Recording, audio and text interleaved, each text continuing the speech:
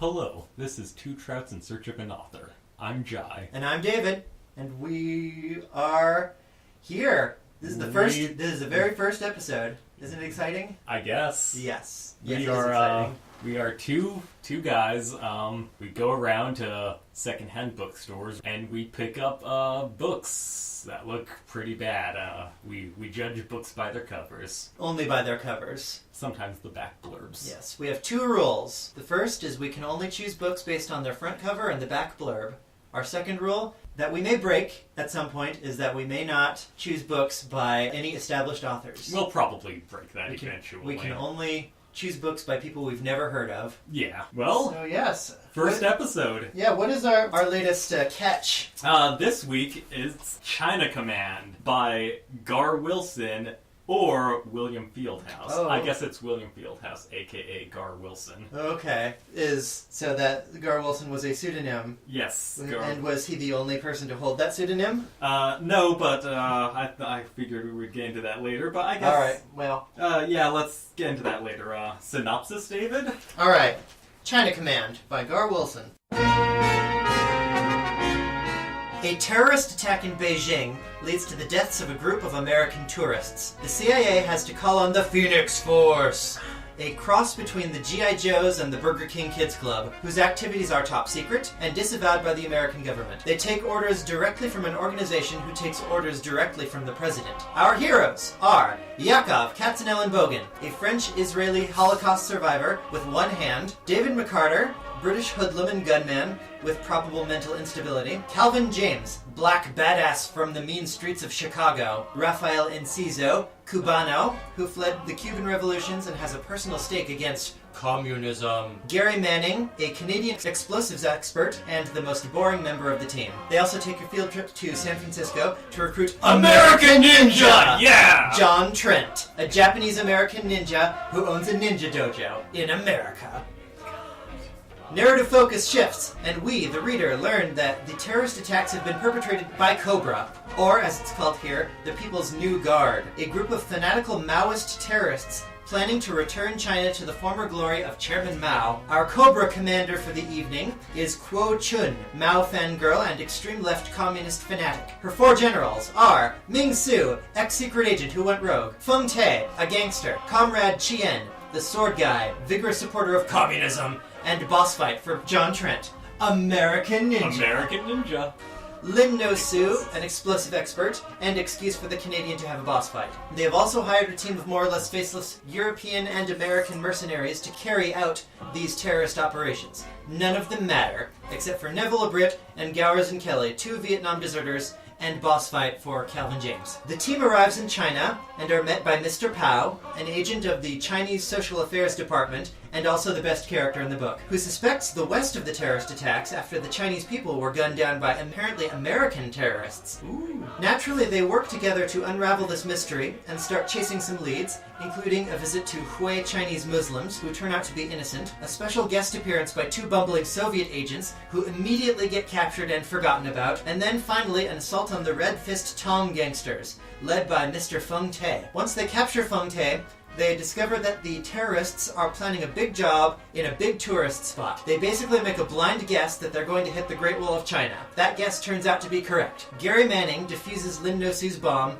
and then ceases to be relevant for the entire rest of the book. Mr. Pao, best character in the book, dies in a gunfight, and his sacrifice gives everyone the appropriate manly tears to go on with the mission. Off-screen, they take the People's New Guard's base in Tibet, and then fly down to the Yellow Sea, where the main base is. They assault the base, and the following events happen. Calvin James fights the Vietnam deserters because they were un-American, and captures one alive. Ming Su surrenders without a fight because he was a coward and he wasn't even a real communist anyway. John Trent, American Ninja, gets to ninja fight Comrade Chien, because why the fuck would you have a ninja and not include at least one major ninja fight, I ask you. Finally, after the base has fallen, they discover Kuo Chun dead in her chambers with pictures of her parents and Chairman Mao. She has killed herself, and the book abruptly ends. And that is China Command.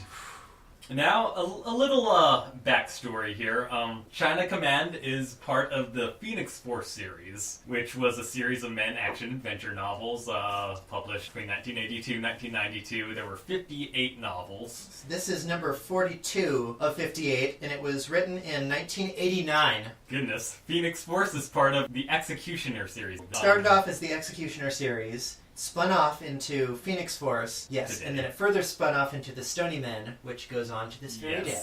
And a little thing about Phoenix Force, our whole Gar Wilson pseudonym. Yeah, the Phoenix Force series were written by several authors. William Fieldhouse, the one who wrote China Command, usually took over most of the duties for most of the books. But there were others like Paul Glenn Newman and Mike Linacker and Dan Stride. And they all just wrote under the pseudonym of Gar Wilson. Which is the best name ever, by the way. I love this name. It's Gar strange. Another oddity about this Phoenix Force is they have a set number of pages. From 1982 to 1986, most of the books, all as far as I know, had 188 pages. While from 1986 to 1992, they got increased to 220 pages, which we can confirm. Yep. China Command is 220 or 219. It's close enough. Close enough. Really odd. It's published by Gold Eagle. Gold Eagle, which is a Harlequin outlet for men's action adventure. Are they actually owned by Harlequin? Yeah, it's actual Harlequin. Nice. I mean, it's not even like a separate company. It is Harlequin. It is just it's men writing for Harlequin for men, but they can't release it as Harlequin because nobody would buy it if it was like, oh, it's gonna be gooey romance novel. Yeah, Gross. that's the Phoenix Force. That's one of the books we read. One of like tons. Yes. God. I found this book basically in a cardboard box, like at the bottom of a shelf in the action novel section. Mm-hmm. And it had a ninja on the cover, so I got it. Yeah, it's got a ninja. Sure, I'll post the cover. Yeah. Along with this, so. But it's a good cover. It's a very good cover if that's what you're into. Yes. It's Phoenix Force. That's Phoenix Force. So what do we want to talk about first? Let's do some mechanics. The mechanics of this book. Is this book well written? No. God, no. Fucking God, no. It's very awkward. I'd say, and I might be a bit hyperbolic here, but I think if you cut out most of the unnecessary descriptions, long rambles about nothing in particular, this book could easily be 50 pages. Yeah. Yeah. I mean, I guess you'd have to cut out the action scenes. Seems like a lot of it is structured like kind of a travelogue. Like it goes, Yeah, the Phoenix Force shows up in one place. Like, this is the chapter where they go to San Francisco. And here's some interesting facts about San Francisco. Mhm. They don't stay in San Francisco. Yeah, it's then they completely go to China. useless. Actually, let's... And then they go to the Canton region, and this is what the Canton region is like. And here's how Beijing is like, etc., etc. Yeah, there's awkward history lessons abound. Just... Mostly perpetrated by our favorite character, John Trent, American Ninja. Oh, God. Unfortunately, the American Ninja movie series is not related to Phoenix Force. I was really hoping. But it's really weird. They have a lot of weird product placement. Mm-hmm. Yakov Katzenellenbogen stood at the foot of the stairs shaking his head slightly as he took a pack of Camels from a jacket pocket. They have cigarette brands they like. Today, Manning corrected, glancing at his Timex chronograph wristwatch. In case you didn't know, this was written in the 80s. Yeah, this is very... Timex was super cool. Oh man, look at my awesome Timex. Yeah, then here's a paragraph. Well, this is a city that makes you think about the past sometimes. James gazed at the surrounding buildings. Lots of history in Frisco. San Fran, that is. And then here's a paragraph, just, Golden Gate Bridge out of nowhere, man-made grime, It's completely unnecessary, and they do that, like, whenever they get to a new location. Yeah. They go into awkward history lessons. Your synopsis, did it mention the neo-Nazis? Well, no, because they're completely irrelevant to the plot. But they're so fun. In San Francisco, they're trying to find John Trent, American Ninja. American Ninja. They run into a group of neo-Nazis just beating up these guys. They basically have an RPG-style random encounter with some neo-Nazis. It was so fucking weird. Like... Neo-Nazis. When that happens, they go off into a weird, like, oh, they're skinheads. But skinheads aren't just neo-Nazis. They were also, you know, the punk rockers from the 70s. An offshoot of the punk rock movement just from the 70s. in case you thought that these neo-Nazis skinheads were punk rockers. I'd like to say that the author is holding our hand through this. Like, he does not trust his audience. But...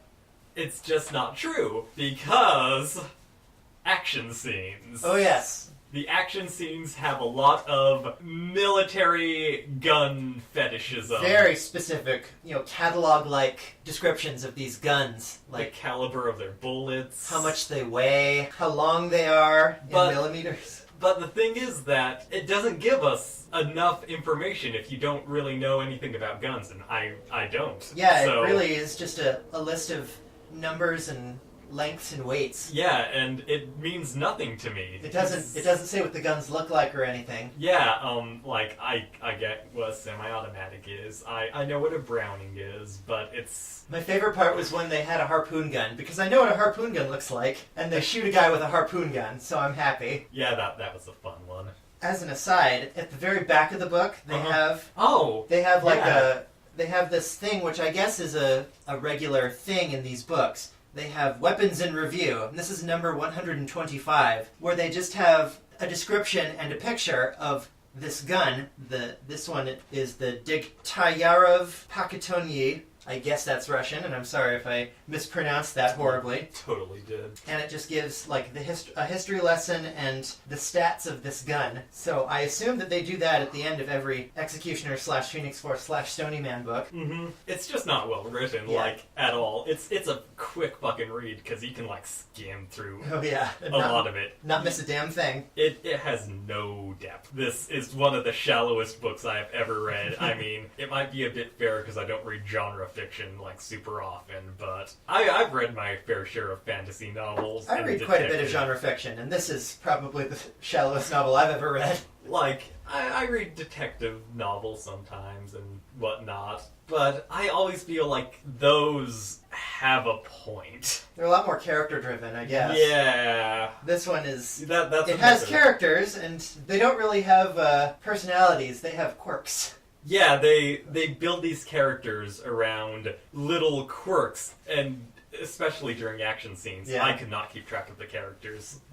This guy is a ninja. This guy likes to drink a lot of Coke. This guy has one hand and smokes Camels. Here's stuff like that. Calvin James. Who? Black Badass? I got that by the end, yeah. But it took me forever. He drinks a lot of Coca-Cola. There's no depth there. That's a quirk. If the characters had more character, then these quirks might mean something But then I guess the page count would have ballooned past the 220. Or maybe they could have cut some of that useless description of San Francisco. The thing is, or cut down the fucking action scenes. I don't need 7 fucking pages of them storming a goddamn harbor, but the thing is this is number 42 in the series, so we're obviously missing out on 41 other books. Yeah, 41 whole novels of character development. Which, I'd like to say it might have developed. Yeah. It might have. But the thing is, this is always a tricky subject with sequels and whatnot, is how much do you need to make it stand on its own, but at the same time relate to previous? Yeah. But there is a thing where your characters, if they have depth, it will definitely translate over, and I think at least, be standalone. Yeah, I'd agree with that. But this book, it's not there. There's no development. The plot is bare bones. It's barely a plot. Yeah. And reminder, this is 219 pages. Yeah, it's basically, Cobra is killing terrorists. Let's go get Cobra. Yeah. That's the plot. Oh no, we're terrorists. We kill people. Oh, let's go after them. And then it's just red herrings. Yes. One red herring after the next. It's a string of red herrings that kind of pulls them through the travelogue that we mentioned earlier. Yeah, oh goodness. They do a lot of shit, and we'll get to that a little bit later. Anything else specifically about The mechanics? mechanicals? No. It's well enough written as far as, like, commas and things. I guess that's nice. I'm sure it's, the most committee-written, garbage you can think of. So, of course, that's the one thing that committee writing does best. It's going to have good grammar, good punctuation. Well, I'd also like to bring up the fact that these books were released rapid fire. Oh, yes, like 4 a year. Probably explains why they're crappy. But also, because they have this specific page count. So I'm wondering if that was, they had to publish it, within these set amount of pages. I mean, I don't know really enough about publishing. Yeah, I don't know. But I feel like Harlequin and, genre publishing houses would, could do that. Say, hey, you need to write this many pages for me by, next month. Yeah. And they would do that. And which... it would explain, a lot of the padding. Yeah, I think that is a lot of it. Your writers writing on spec really fast for money. They're hacks. Yeah, they're literally hacks. Not even not disparaging against them or anything. That's their job. They're hacks. Yeah, that's hack writers. I kind of want to read one of these books by Paul Glenn Newman or Dan Stripe to see what differences in style there are. Does Gar Wilson just really love ninjas and talking about honor and Asian history? William Fieldhouse. Yeah, William Fieldhouse. Would he be is he more about the travelogues and the maybe talking about Asian history? Would somebody else be more about really he'd focus on one character and really delve into what makes them tick? Maybe I'm giving them too much credit.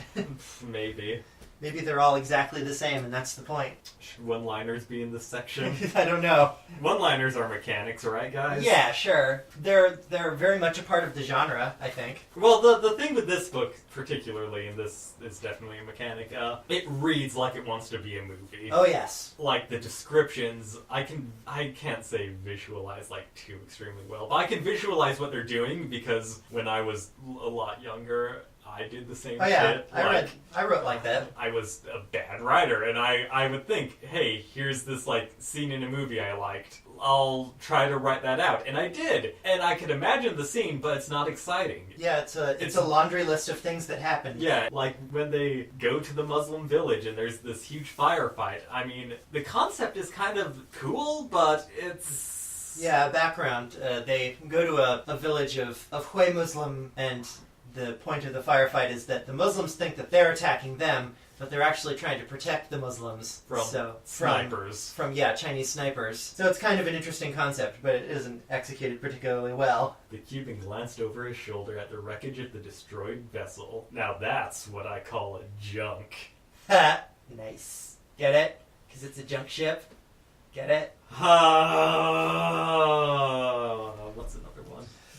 Calvin James whistled softly as he entered the Quoon and found it littered with numerous dead bodies.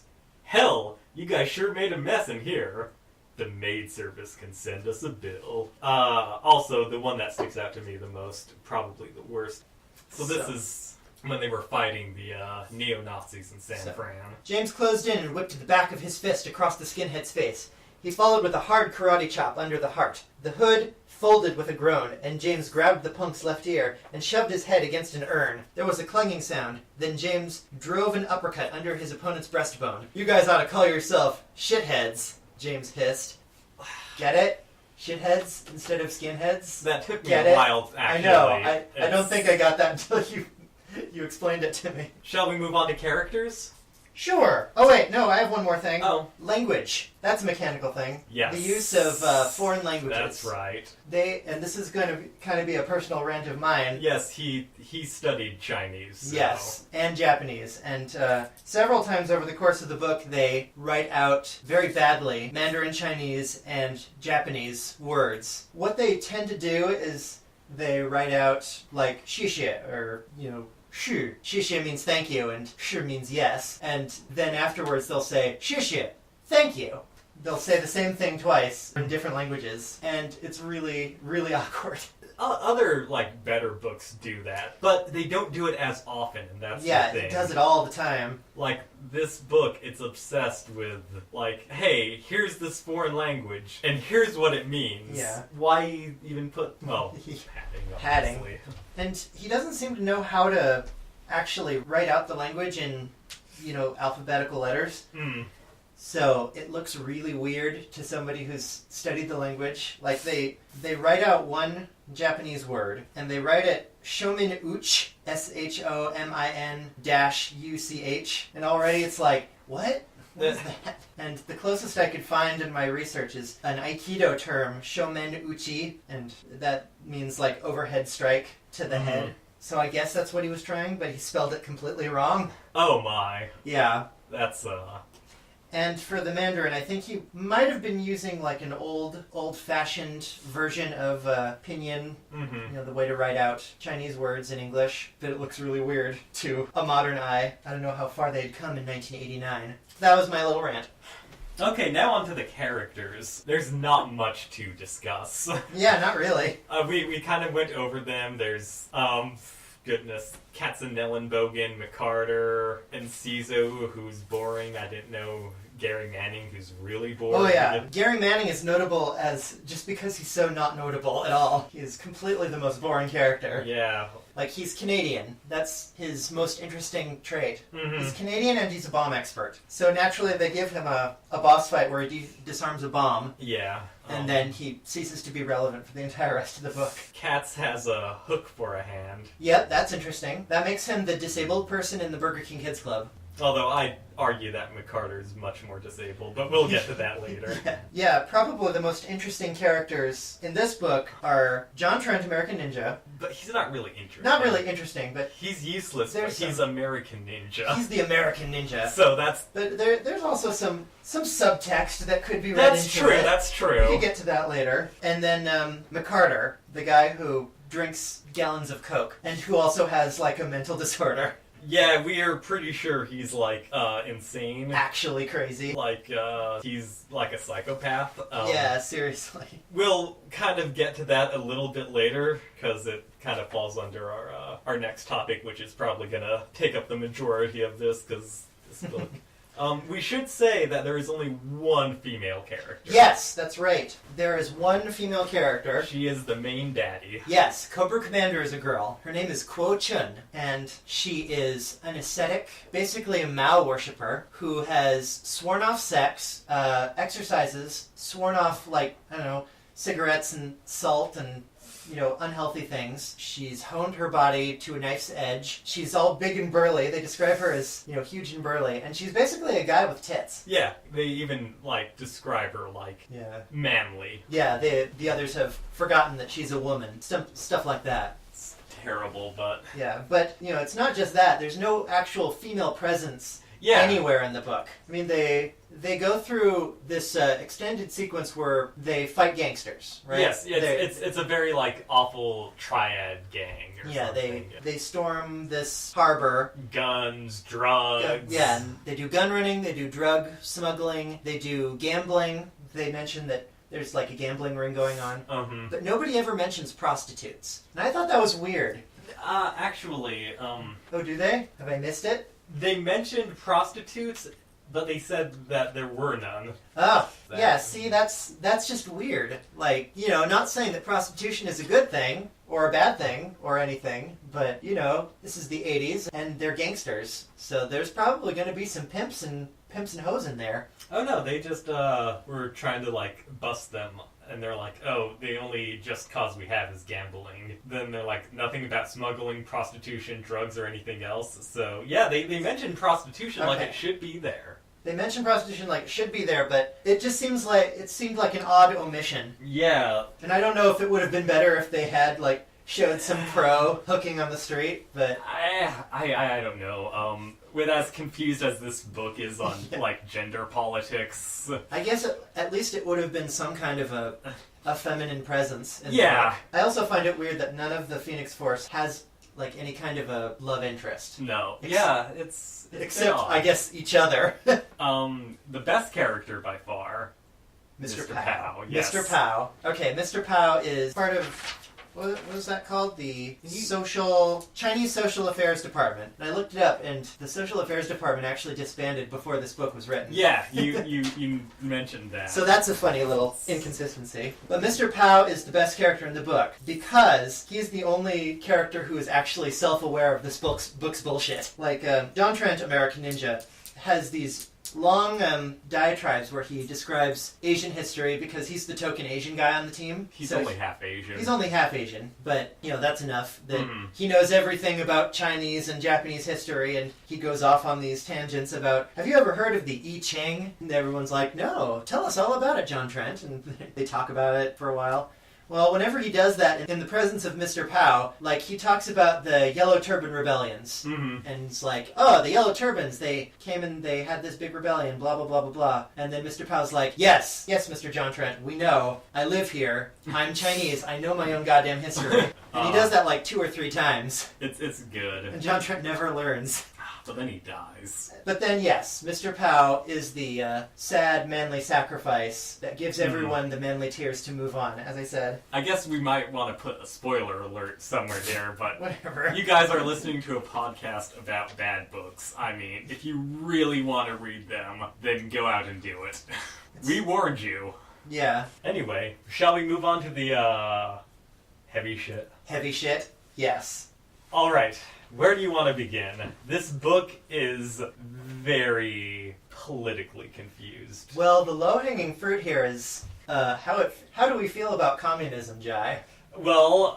How does Mr. Gar Wilson feel about the communists? That's the thing, is obviously they're the bad guys. Yeah.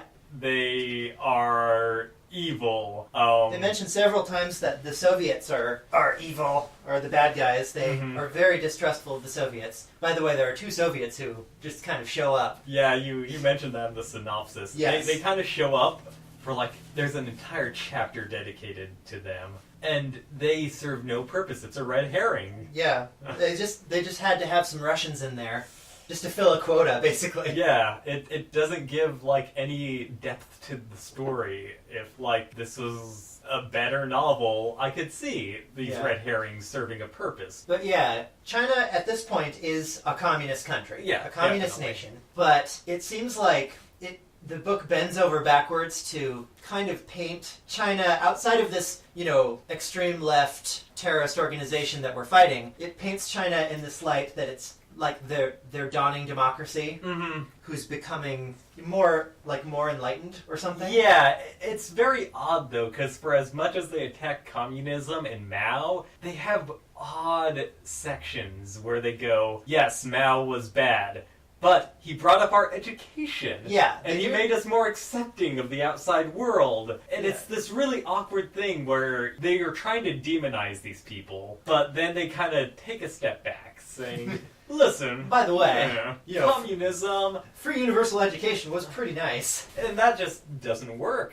Politically, I don't think it really... I mean, it's obviously just an action book. It's not trying to make a political statement, really. It's using commies as the big bad guy. It was an 80s action, like, not really espionage, but kind of like those, globe-trotting action things. And you kind of need a generic bad guy. And back then it was communists. Yeah, so. the G.I. Joes, basically. Yeah. It's very interesting how they do portray the actual, fanatical communists, too. Oh, yeah. They bring up how, communism is all about freeing oneself from religion and freeing... they bring up the religious philosophy of communism and how it extols atheism and all that. But then they go on to portray Kuo-chun and the People's New Guard as this extremely, religious, fanatical organization, kind of worshipping Mao. Yeah. They very often bring up Mao in terms of... He's God. His teachings. Yeah, they refer to him at least once as God, literally God. Mm-hmm. It's very strange. Especially because I would almost think... Well, I guess it's more of a cultish thing. Yeah. Not really this, religion is bad, but cults are, definitely. Yeah, cult personality. It doesn't really go much into religion, though. Yeah, it seems kind of... Which is also kind of the downfall. Yeah. They do feature... Muslims. Muslims. And, that's That was kind of surprising. I mean, getting this little unknown sect of Muslims. I kind of knew that there were Muslims in China before this book, but I didn't know anything about them. I actually did learn something from this book. The Hui Muslims, I'm pretty sure, are a real Muslim sect. But during that whole action sequence, they kind of accidentally blow up a mosque. Yikes. And, I mean, back when this was written, they obviously, didn't care. But in a modern context, that's... Whew. There was enough history in there to bring up the difference between Shia and Sunni Muslims. Yeah. So that was... That was kind of weird. Also, it was kind of funny. Like, they were like, oh no, you're this type of Muslim. And they were like, no, we're not. Fuck you. You're a piece of shit. We're the other kind. And then they blow up a mosque, and they don't think anything about it. No. They never bring it up. Basically, like, one of the Chinese terrorists throws a grenade, and they're like, oh no, a grenade! And they knock it off, and it lands near the mosque. It blows up the mosque, with McCarter hanging off of the parapet, and then he makes a one-liner, and the chapter's over. Yeah. It's weird, and religiously insensitive. They didn't mean to, I know! It's... The bad guys did it. Yeah, but still, I mean, it's kind of odd, that's all. Yeah, and it seems like the Huis are, they're going to come away from this thinking that the Chinese government just tried to blow them up. Oh yeah. And it's going to be horrible. They never really get brought up again. No. They just kind of, we smoothed that over. Yeah, good job, everybody. Blew up a mosque. Speaking about McCarter, want to go into him? Oh, yes. Yes, let's do that. Let me bring up some pages. So, just as a reminder, McCarter is the Coca-Cola swilling British guy. Oh, I also meant to bring up in mechanics. Yeah? How McCarter... First off, the characters don't have distinctive voices of their own, obviously. But McCarter speaks pretty normally, like everyone else, until they bring up that he's British. And then they throw in mates and British slang, but then they quickly drop it until they bring it up again. They remember he's British and then forget promptly. Anyway. Alright. Under ordinary conditions, McCarter tended to be impatient, fidgety, and short-tempered. But the battlefield was his natural state. He had the patience of Job as he crept towards the harbor. McCarter concentrated on moving silently, keeping to the shadows and making the most of his sparse cover. The familiar rush of blood in his veins already began as the tension mounted. McCarter loved the excitement of his job. Risking one's life was the ultimate gamble, and the British ace had long ago realized he was addicted to the sensations and thrills of his profession. He suspected psychologists would say there was something mentally wrong with him. McCarter did not know if they might not at least be partially right, but he didn't worry about it. McCarter figured people like that had learned about human behavior in a classroom. They gained their understanding of people from books, written by individuals who probably knew less about what makes people tick than the average fellow, who learns simply by living. Maybe if a shrink had experienced the excitement of combat, felt the adrenaline pump through his veins as his senses sharpened to their full potential, the mind clear-cutting as a well-honed razor, because one is at the ultimate level of being alive when the possibility of sudden death is closest. Maybe then McCarter would consider the fellow's opinion of him worth listening to. In the meantime, those psychologists did not know what the hell they were talking about, as far as McCarter was concerned. That is so fucking bad. Ooh. On so many fucking levels. He cray-cray. He's crazy. It says right there, psychologists may call him crazy. But they're so flippant about it. Just, he might be crazy, but they don't know what it's like to take another man's life? If they knew what it was like to brutally murder people, then... Yeah, Then maybe they wouldn't think so much about it. He's clearly a psychopath, and it's just... It's worth mentioning that later in the series, after, spoilers, Yakov Katzenbergen, he dies, and McCarter takes over as the leader of the team. So, that's... They have a psychopath leading them. Yes. They learned it from books. Books don't teach you anything. This is the sort of thing I joined Phoenix Force for. Maybe I am crazy. He's just so obviously disturbed. It's But they don't care. Whatever. Yeah, whatever, They spend a lot more time on it, though, than this next bit of inspired subtext. Oh, yes. That is one of my favorites. Alright, so it's about John Trent, American Ninja. That's right. Okay. Now, listener, tell me what you think of John Trent, American Ninja, when you hear this passage.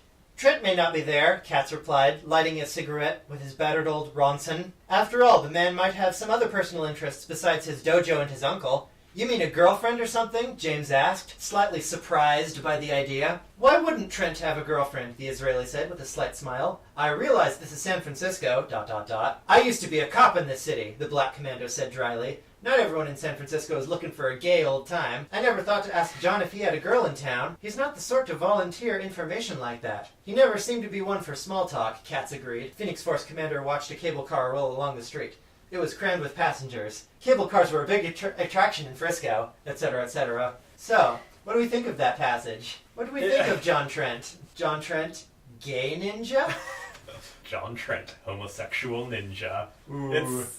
Yeah, well, there's, like, the only, like, female popping up, like... That's the female presence of he might have a girlfriend. He might have a girlfriend. But then they're like... But does he?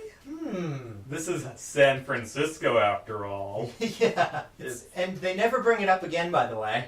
That's the only reference they make to John Trent, gay ninja. It's so weird. And this kind of leads into another thing where they're the Burger King Kids Club. Yes. They're a multicultural rainbow. Yes, there's the black one, the British one, the disabled guy. Israeli. The Israeli Jew. So he's twofer. Yeah, wow. He's disabled and he's Jewish. And then the Asian guy and the gay guy. That's another twofer. Asian and gay. The thing is that they don't say he's gay. Yeah. They're very careful about tiptoeing, but when they're fighting the neo-Nazis are beating up they're beating a gay up couple, two right? guys. They basically called him faggot. Yeah, it's... They don't out and out say that the two guys are gay, but I think you're supposed to take away from it that they are. Yeah, it's... You know, it's just like these neo-Nazis have, singled out these two guys at this cafe, called them faggot, beat them up, and I guess it's 1989, so you can't be quite pro-gay yet. This book it can't be progressive enough. Yeah, but for what it is kind of progressive, I guess. Yeah, they're like defending these guys, but they're very like tiptoeing around the subject. Careful not to say that they're actually gay. They get called faggot, but may or may not. It's weird, and this book, that's kind of what it is in general. Well, this is a completely different topic actually, but it kind of slides in. The main characters in this book are not prejudiced. Right. They are very open-minded. There's a big theme of peace and love and acceptance for everyone except communists. Yeah, it's kind of really weird. Like, there's kind of slight, like, racist bents, especially, like, with the Muslims, and they're kind of, Sunnis and Shiites, they're all the same. Yeah, but that's Mr. Pow. Mr. Pow doesn't know the difference between Shia and Muslim, between Shia and Sunni. I guess that's a character, whoa. Yeah, whoa! See, Mr. Pow, best character in the book. But in that same chapter, the Israeli is the one who's like, he knows all about, Middle Eastern politics, and he's okay with the Muslims. So that's pretty nice. Yeah. The Israeli has... I mean, they blow up the mosque, but... They do blow up the mosque. But... Accidentally. They're just so, like, open, mostly. But all the bad guys are racist and prejudiced, and they, like, the scant times they are there's, like, maybe 2 chapters? Yeah, there's... Like, before the big ending. Yeah. There's, like, 2 chapters that develop them. But in those chapters, outside of all the, like, Mao is God type of thing, it's just a lot of, we can't trust these foreigners. And I think it's kind of odd to, first off, portray communists as so racist. Yeah. I mean, I guess it's not really correlated, but they definitely want us to think it is. Yeah, they have these very staunch communist characters and then also give them all these other horrible traits. Yeah. And it's weird how this book kind of handles, like, it opened up the first thing I noticed, because I was expecting this book to be kind of racist, like, I noticed the first chapter, as much as it was like, oh, China, communism, how sad. It was like, but it's also a beautiful place. Yeah. The first chapter is kind of idyllic. Yeah. It's China's this idyllic wonderland. And I was with interesting thinking, people and beautiful gardens and things. like, hey, China's cool, so this isn't racist. We just don't like commies. Yeah. He was... William Fieldhouse was, I guess, kind of smart. Tiptoeing around, like, I guess racial stuff. I guess. Yeah, he's down ideologically. And, you know, he can't really come out and say... Also, he makes it a point to put, like, the Vietnam deserters on the side of the communists. That's true. He puts the bloodthirsty mercenaries on the side of the communists. Drug dealers on the side of the communists. Communists, just no good.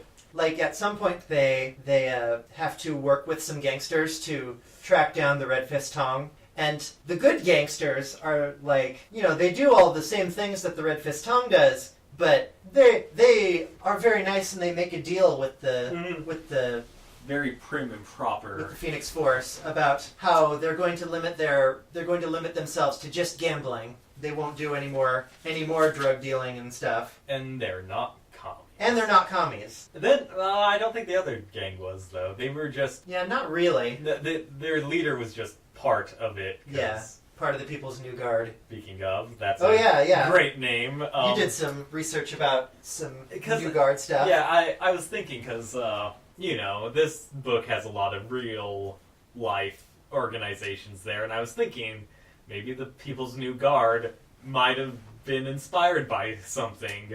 I mean, my first thought went to, like, the Japanese Red Army, which they do mention in this book very briefly. They do? But unfortunately, it's not that fun.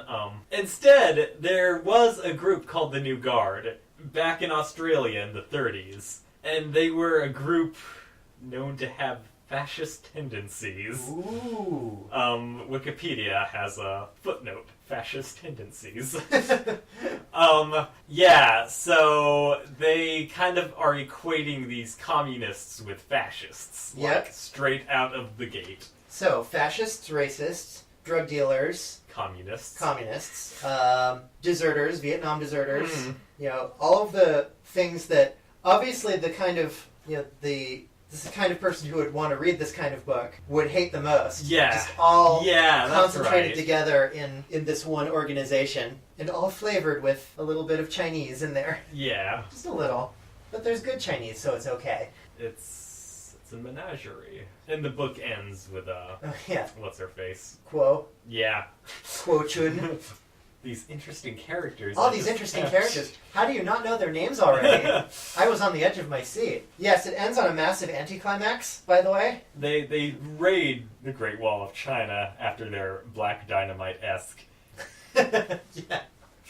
The way they get there is just a lot of unrelated. Yeah, they kind of go from, alright, there's going to be a terrorist attack. They said it's going to be at a big tourist spot, and Mao said that you should always attack somewhere where they can't defend it. Someplace that's too big. Or too long. Wait! The Great Wall of China! That's it! And Mars was the god of... Chicken and waffles! It's also very reminiscent of the 1960s Batman movie. Yeah. C is for Catwoman. Yeah, so they get to the Great Wall, do the big battle scene, etc., etc. There's the ninja fight. Yeah. But then, the last page, they're kind of wrapping things up, and Quo is nowhere to be seen. And then they're like, oh, here she is. She shot herself in the face. And she's laying by a picture of her parents and Chairman Mao. Yep. Which would have been a statement if they developed her. Yeah. They kind of go into a last-ditch effort to give her some development. Yes. In this last paragraph. You know, had she devoted all her energy, time, and intellect to an obsessive effort to somehow get the approval of her dead father and mother, and a politician who had written a little red book that became her holy scriptures? How many other Red Guard extremists were like Kuo Chun, brainwashed by an extensive government program of a concentrated Maoism until it became engraved into mind and spirit? how many fanatics of other philosophies in other countries were plotting destructive actions that would only end in tragedy and death. The Phoenix leader wondered how many others would throw their lives away and cause the death of countless others due to the dogma of madness. What a waste, Cat said, shaking his head sadly. All right, David, let's be off. The end. There might have been something there. They were trying really hard to make it poignant. It's hard to do in 220 pages, I guess. It can happen. There's short stories that are more poignant than this. Maybe if there was less talking about the streetcars in San Francisco. China Command. 220 pages. There is nothing. Yeah. It is shallow. No characters. Anything. Fucking The Spy Who Came In From the Cold. That is 240 pages. That is 20 pages more, and there is so much more depth. That's right. There is... It goes into a lot... It's a lot more character-driven, first off. Yeah. It's not as confused politically. It's very good politically, actually. Very matter-of-fact. It definitely can be done. Yes, this is the time in the show where we compare and contrast with... good works of fiction, I guess. I just wanted to bring that up.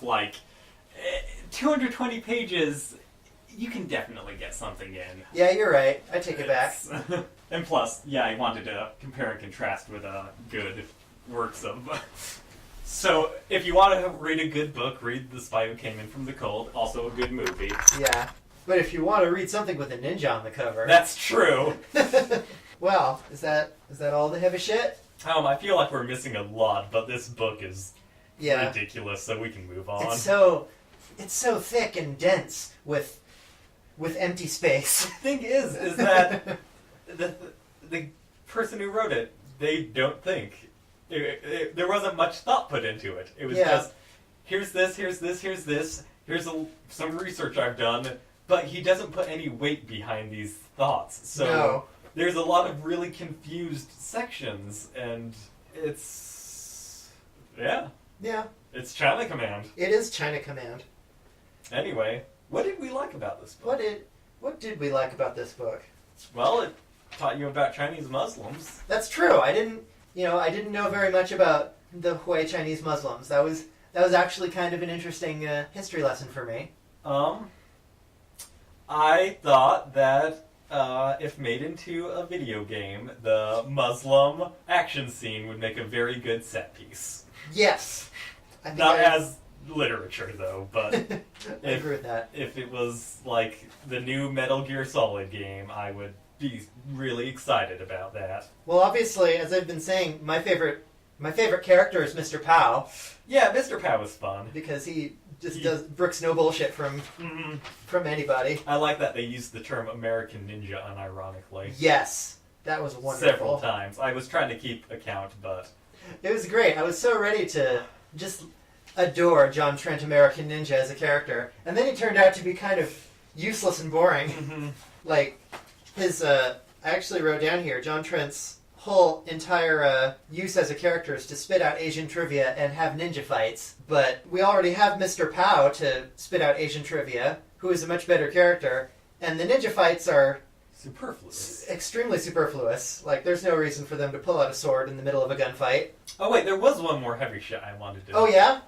Hit upon. Alright, we're rewinding, and we're going back to heavy shit. How did you feel about the violence in this book? Oh, the violence? Yes.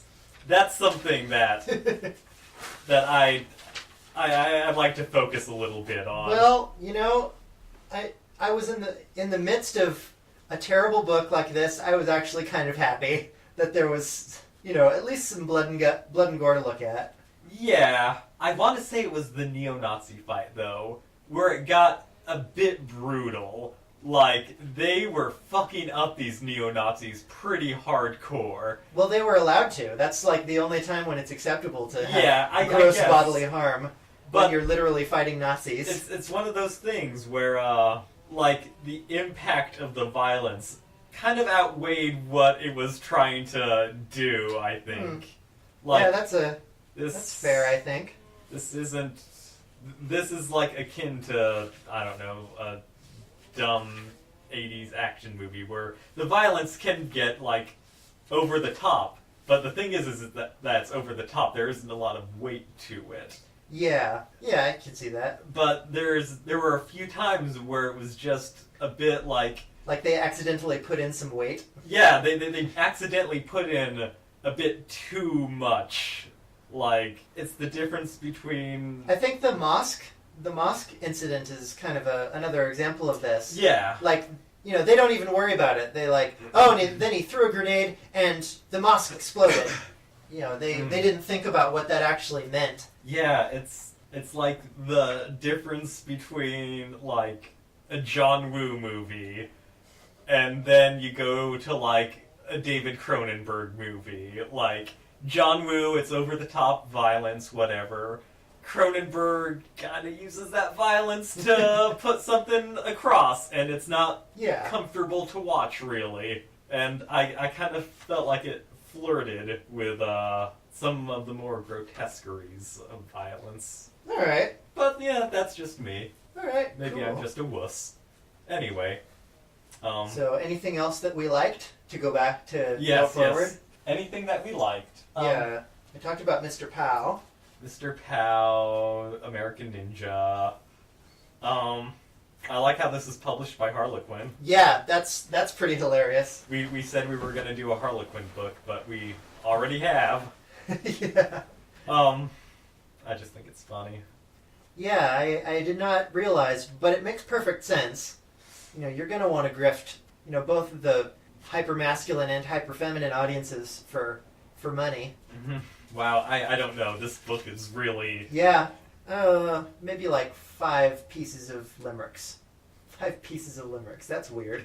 5 limericks. No, 5 pieces of limericks. I'm going to edit this shit out. It's going to be 5 pieces. 5 pieces. Just 5 pieces. Of limericks. Just taken randomly. So this has been Two Trouts in Search of an Author. Our author was Gar Wilson. / William Fieldhouse. / William Fieldhouse. / a bunch of other people. This was China Command. Once again, I'm David. I'm Jai. And, I guess we'll see you next week, or whenever we decide to, update. See you later! Farewell!